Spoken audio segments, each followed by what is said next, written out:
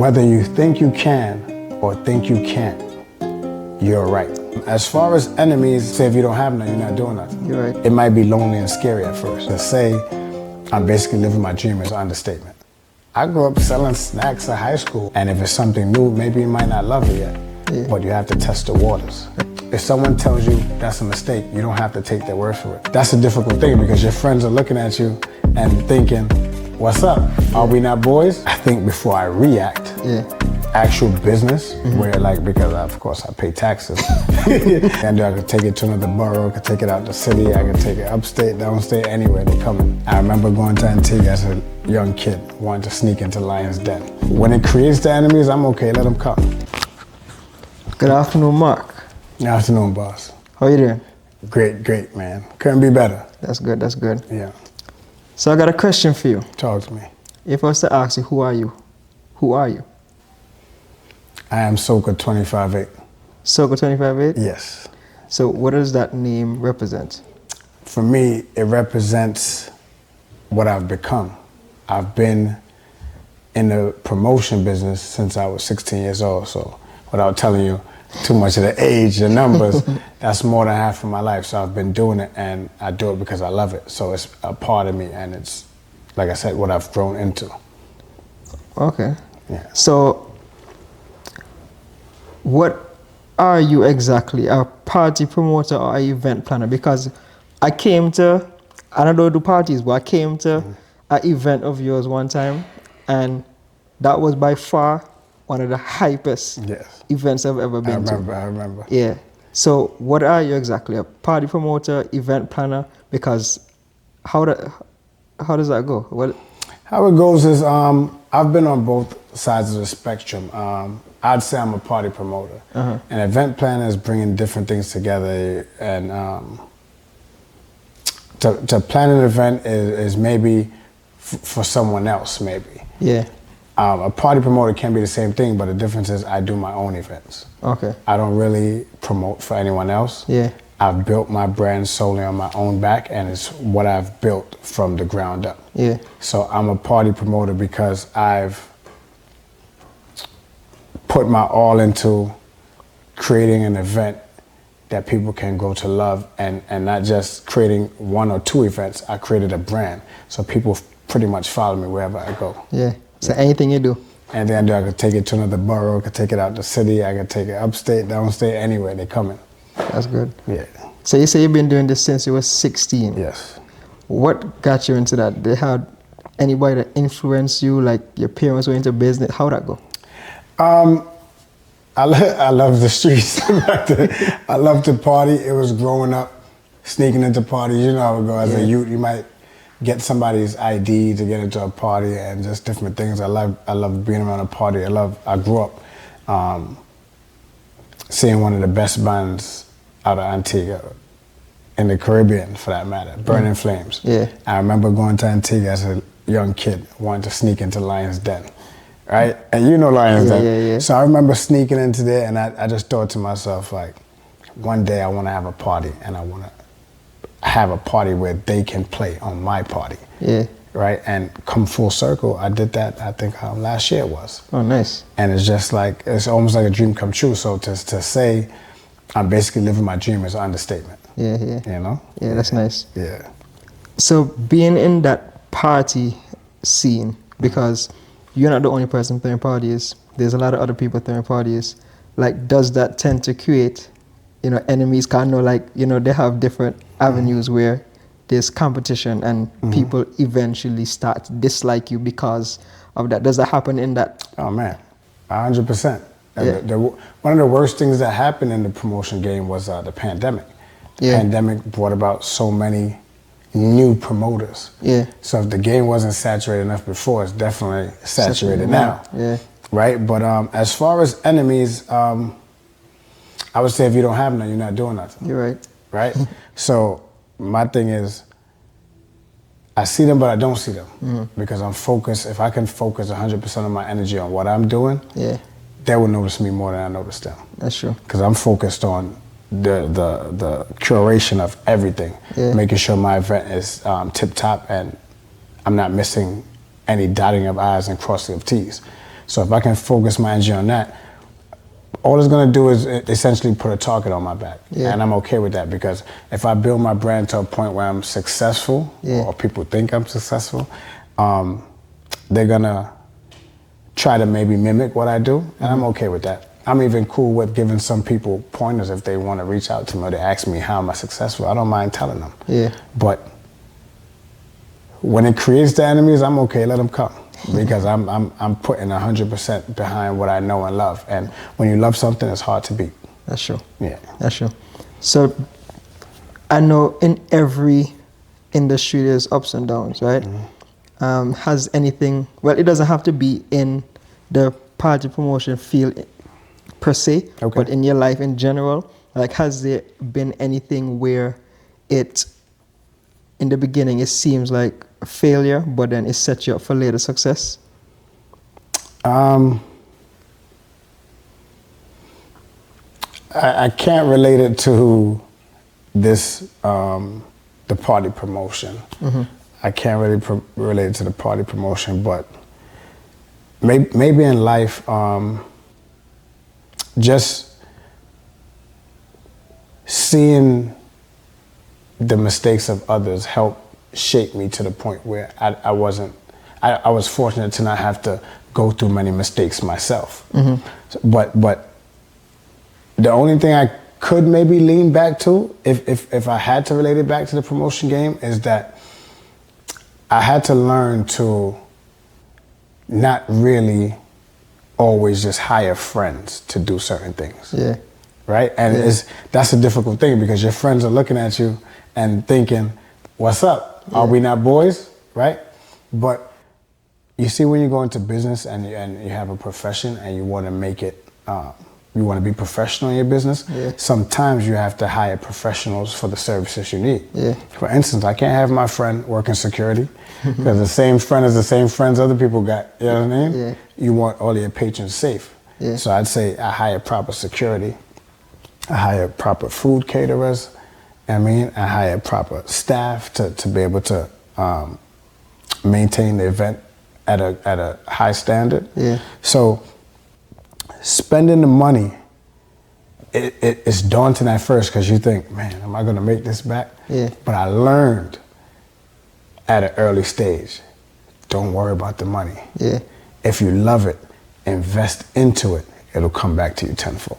Yeah. So in the beginning, that's the only thing I could maybe lean to and say, it might seem like a failure when you because you're scared to jump out on that ledge. Just like if someone starts a new job or they should jump into a new profession, it might be lonely and scary at first. Yeah. But if you believe in yourself and you put the work in and you spend the proper money to make sure it's right, the people will feel that you're putting that love and energy into the event, because they could tell when you're trying to shortchange them. Yeah.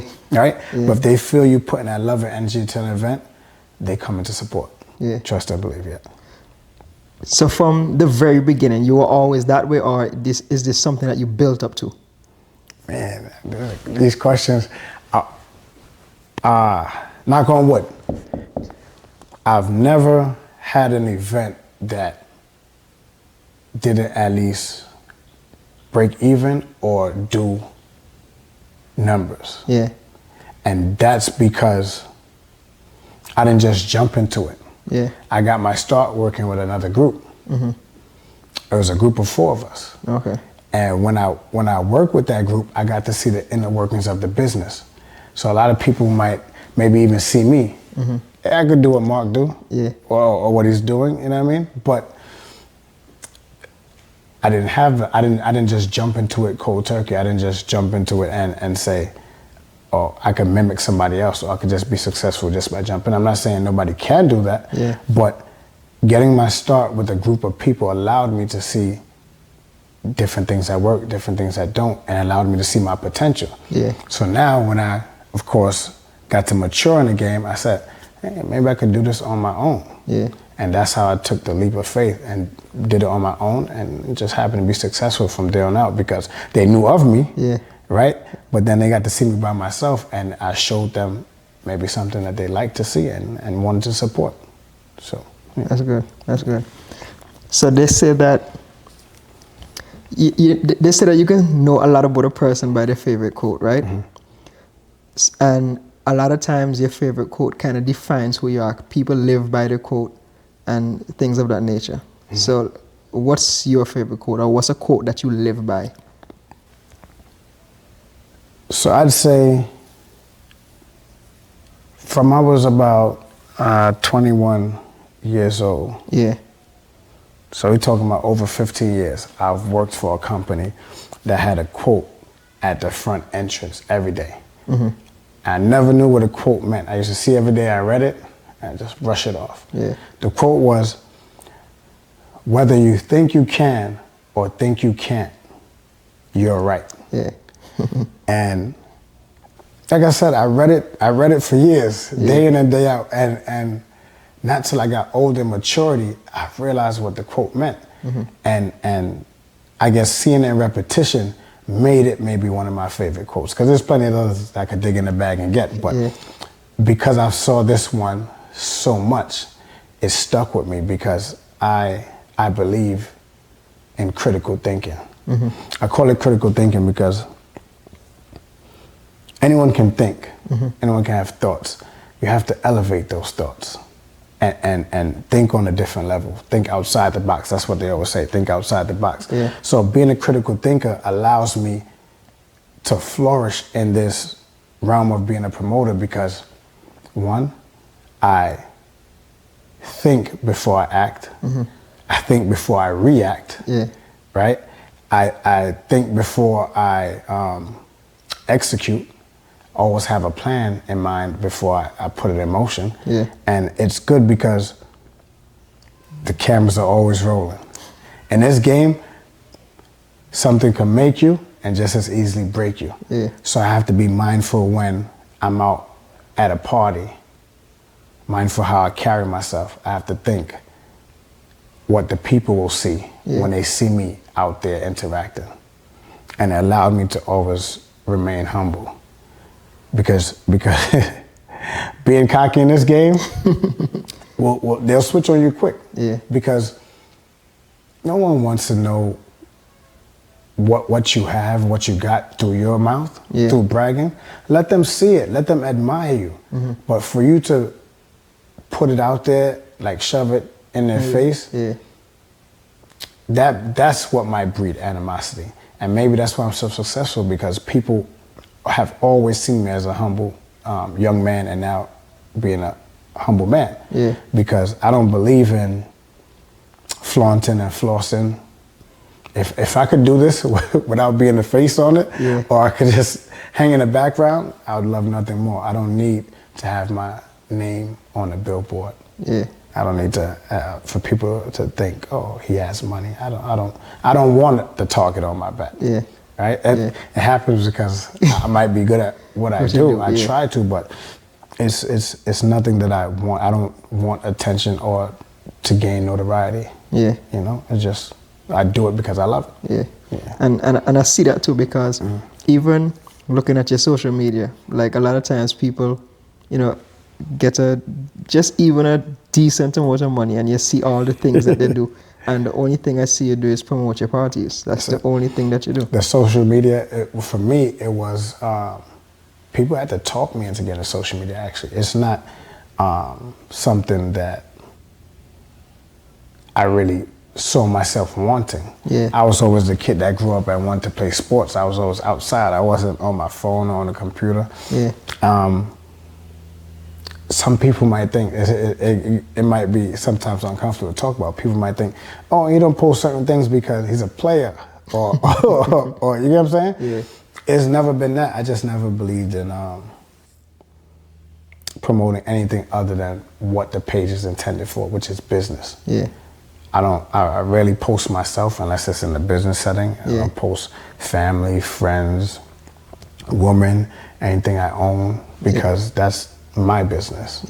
Right? Anybody who's around me, they can see it and enjoy those things with me, but I don't believe in putting things out there for the world to see, only because I would never want nobody to feel like I'm shoving it in their face.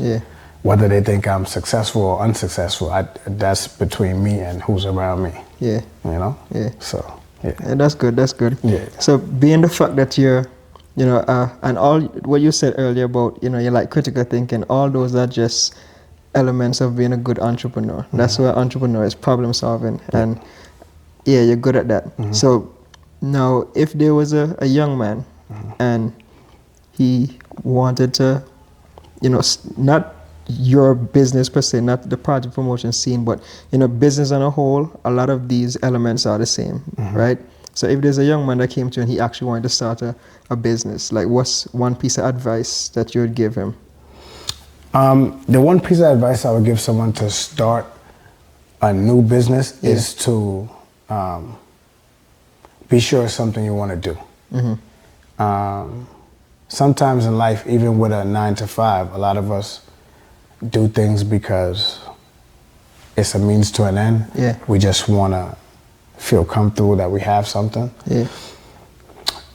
Sometimes that's okay, especially if you got a family to support or something like that. You can't knock someone for going that route. Yeah. But you see, when you want to go into a business, whether it's for your life's support or something on the side, I would always preach love what you do.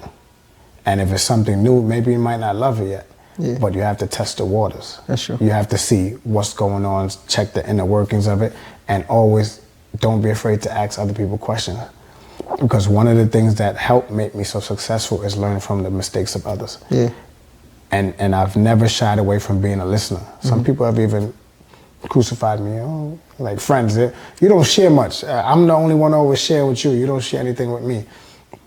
That's not intentional all the time. I just learned at a young age, maybe from my dad, to always be a listener.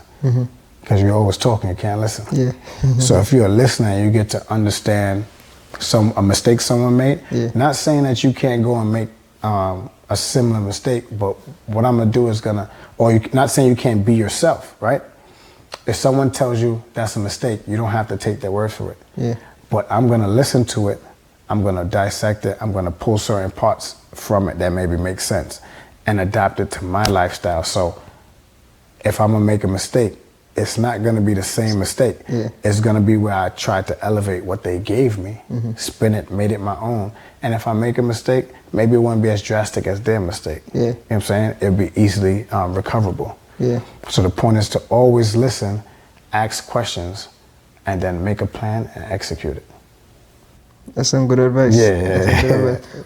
I have 2 more questions before we wrap up. Okay. One, was this your first business or you tried something before and it didn't work out? I came up in the era of being an entrepreneur, for lack of better words, where different things like I grew up selling snacks in high school or walking with a duffel bag of soda in high school to make a little extra pocket money. Right? So those things I always had the entrepreneur spirit in me to where this was just a magnification of that same spirit. So as far as actual business, where because of course I pay taxes. So as far as legit businesses where paperworks are filed and maybe insulated and covered, protected, this was my first business, and it was pretty easy to get into because like I said, because I loved it. So just maturing. I didn't have it at first. I didn't have it when, like I said, 16. When I was 16 years old. As I got older and I branched off on my own, I realized the importance of being insulated and having protections over your business, which is why I incorporated and then had a legal entity. So it is my first. It was my first business, and it's doing pretty good. Kicking, alive and kicking, All right. So what's your next party? And here on this Bread Bubs Army podcast, what we like to do is we, highlight the business of every Bread Bubs Army soldier. And what we do is we support them however we can. So if, as you say, you're throwing parties, we're not going to no other parties, we're going to your parties. Gotcha. Like if this person doing here, we're not going to know what we're doing, going to them. So that's what we're trying to do. So you're going to, let us know when's your next party. and then also let us know, the social medias that we can find you. Okay. And then any last words that you want to leave with the Yes. people. Then. All right, so my next party is called Blue Jeans New York. Blue Jeans New York means any kind of denim attire is welcome. That party is strange. It's on my actual birthday this year. Oh, yeah? July 14th will be the day I'll be partying, and I hope I can make it through the day. I hope I can make it through the day, but this party will be in Freeport, New York. And remember, I mentioned to you earlier, where I go, I like for the people to follow. Yeah. I don't like doing things in the same place over and over. Sometimes your business gets stale. People feel like they're seeing the same faces, whether you have the same DJs. I like to switch up my DJs and take you to a different place. And some people might say, oh, that's too far. You want me to drive out there and I'm drinking or something like that. My thing is this. When people have a wedding, the K-Way they're going to the wedding, right? Same thing with a party. Take your time, Uber if you have to, carpool if you have to, but what I'm trying to create is space for young and old professionals where they can mix and mingle with each other, intertwine, and have a good time amongst each other. And I think the only way to do that is to sometime switch the scenery, welcome new faces, make friends, and that's how you let the business grow. That's right. Right? So that'll be in Freeport, New York. Like, again, it's called Blue Jeans on July 14th. And they can find me by going to my social media page, which is at Soca258. That's at SOCA, the number 25, and you spell out 8, EIGHT. And they can find my next event there and any other events in the future. All right. Right? And what I like to do is give you a free ticket. So if you're available, you can come, and hopefully all the other Army members will follow. All right, appreciate it. Yes. Yeah, man. All right, it's a nice talking to you, brother. Appreciate you having me, man. And I'll see you at your Blue Jeans event. No doubt. Yeah, man. See you there. All right. All right.